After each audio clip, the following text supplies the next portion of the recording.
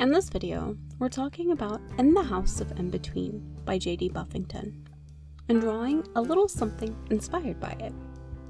The art products used will be listed in the description below. This is a haunted house novel that I received as an ARC.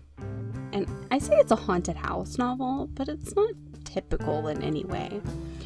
This isn't some sort of unwitting family stumbling upon some demon-infested mansion. This is the stories of all the inhabitants over the entire history of a house that doesn't have a reason to be haunted at all. Those who visit the house change throughout time and with the purpose of the house. The original owner and the one who had the house built lived in it alone, but invited guests to see and attempt to understand the spectacle of the haunting. Others were families or guests of the period in which it was a bed and breakfast. Almost everyone experiences the house on some level, though. There's some quieter years than others. The characters and the way they interact with the house are as different as the times in which they live.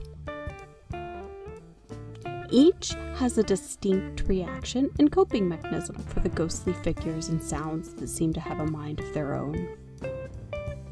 The lack of a reason for the haunting allows the reader to focus more on the characters and their reactions to the house. No one is running to the library looking at deeds and digging up the gruesome murders and putting souls to rest. They're just living their lives, which are full of loss and longing that is part of living, and trying not to lose it. That is not to say some characters don't want answers. It's just that the fear of being drafted into the military, or being a widow, or coping with your PTSD are more important to the characters than the screaming inside the house when it's empty. At least until it isn't, and it's time to leave. Haunted house stories are my favorites, and this one quickly made a spot for itself on my list. It has an incredibly unique premise, and is presented in a way that kept me wanting to read more and more. I love books that are told from various perspectives. It tends to keep me wanting to read longer, just to get back to that section with the character that I like the most. But within the House of In-Between, I felt that way about all of the characters.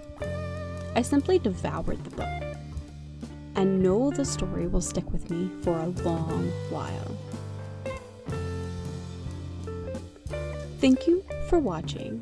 Please feel free to recommend books or podcasts to be discussed, and check my website where you can find my TeePublic store or grab some coloring pages and sneak peeks of my upcoming works on my Patreon.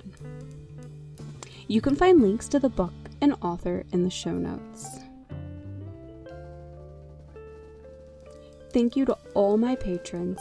You made this video possible.